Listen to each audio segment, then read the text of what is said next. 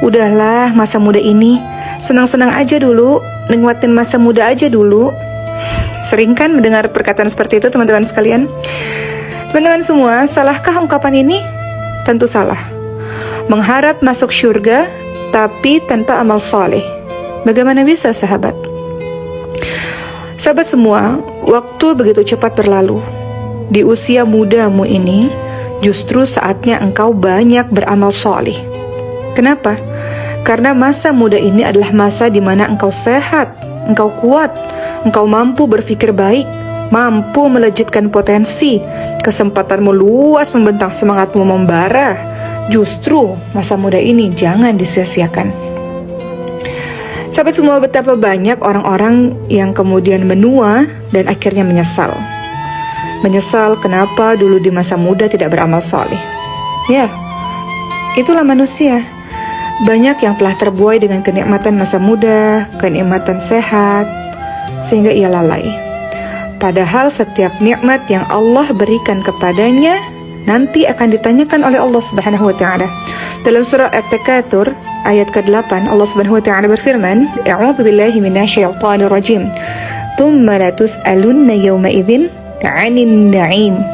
Kemudian kamu pasti akan ditanya tentang kenikmatan yang kamu bermegah-megahan di dunia itu. Sahabat semua, maka sadarilah mengenai hakikat waktu, bahwa waktu yang telah berlalu itu tidak mungkin kembali lagi. Ada ungkapan, waktu adalah nafas yang tidak mungkin kembali. Jadi hendaknya kita semua, khususnya para pemuda, sadar bahwa waktu merupakan sesuatu yang sangat berharga untuk kita. Sangat disayangkan kalau waktu berlalu begitu saja tanpa digunakan untuk melakukan ketaatan beribadah kepada Allah Subhanahu wa taala yang memberikan banyak sekali nikmat kepada kita. Teman-teman, ketahuilah di satu sisi waktu juga seperti pedang. Imam Syafi'i pernah mendapatkan pelajaran dari seorang sufi. Seorang sufi itu menasihati Imam Syafi'i seperti ini kalimatnya. Ketahuilah bahwa waktu laksana pedang. Jika engkau tidak menggunakannya, maka ia yang justru akan menebasmu. Dan dirimu, jika tidak disibukkan dalam kebaikan, pasti engkau akan disibukkan dengan hal yang sia-sia. Jadi wajar kalau kita lihat anak-anak muda yang sibuk melakukan maksiat, yang sibuk melakukan hal-hal yang dibenci oleh Allah, sebab dia tidak melakukan atau tidak disibukkan dengan amal-amal baik. Tapi kalau dia sudah disibukkan dengan amal-amal baik, amal-amal salih, remaja masjid misalnya, aktif dalam organisasi, aktif dalam kegiatan relawan misalnya, maka dia tidak punya waktu untuk melakukan amalan yang sia-sia. Teringat perkataan dari Ibnu Mas'ud radhiyallahu anhu, kata beliau, tidak ada yang pernah kusesali selain keadaan ketika matahari tenggelam, ajalku berkurang, namun amalku tidak bertambah. Dan kita lihat juga ungkapan dari Hasan Al-Basri, beliau berkata, di antara tanda Allah berpaling dari seorang hamba adalah Allah menjadikannya sibuk dalam hal yang sia-sia, sebagai tanda Allah menelentarakannya. Dan kita lihat di zaman yang sekarang ini, teman-teman sekalian, kita akan banyak melihat banyak orang yang menyia-nyiakan waktunya, menyia-nyiakan umurnya dengan perbuatan yang sia-sia. Kebanyakan mengisi waktunya dengan maksiat, lalai dari ketaatan dan ibadah kepada Allah, gemar melakukan perbuatan yang tidak ada manfaatnya. Padahal dia tuh lupa bahwa kehidupan dunia ini adalah sangat singkat. Tapi kebanyakan orang lalai memanfaatkan waktu yang Allah berikan kepadanya. Masih perkataan Hasan Al-Basri, beliau mengatakan, wahai manusia, sesungguhnya kalian hanya bagaikan hari. Tatkala satu hari hilang, maka akan hilang pula sebagian dari dirimu. Ungkapan Ibnu Qayyim rahimahullah, sahabat semua, jika waktu hanya dihabiskan untuk hal-hal yang membuat lalai, misalnya sekedar menghamburkan syahwat atau hawa nafsu, berangan-angan yang batil, kemudian banyak tidur, banyak melakukan perbuatan-perbuatan maksiat, kata Ibnu Qayyim apa? Maka sesungguhnya kematian lebih layak darinya. Kenapa Ibnu Qayyim mengatakan demikian, teman-teman sekalian? Menyia-nyiakan waktu itu lebih parah dari kematian. Kenapa? Karena menyia-nyiakan waktu berarti memutuskanmu dari mengingat Allah dan negeri akhirat. Sedangkan kematian hanya memutuskanmu dari dunia dan penghuninya.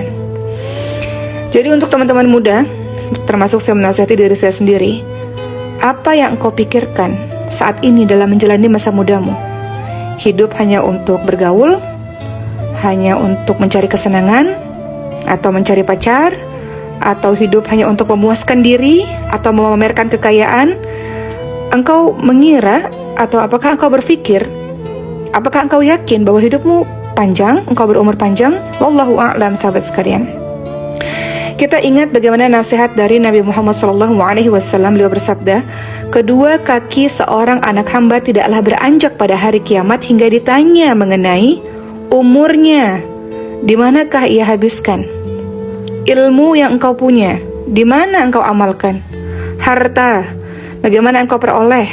Dan bagaimana engkau menginfakkan? Dan mengenai tubuhnya, di manakah usangnya?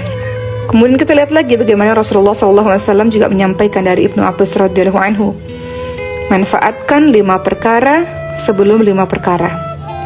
Waktu mudamu sebelum waktu tuamu, waktu sehatmu sebelum waktu sakitmu, waktu kayamu sebelum waktu fakirmu, waktu luangmu sebelum waktu sibukmu, dan waktu hidupmu sebelum matimu.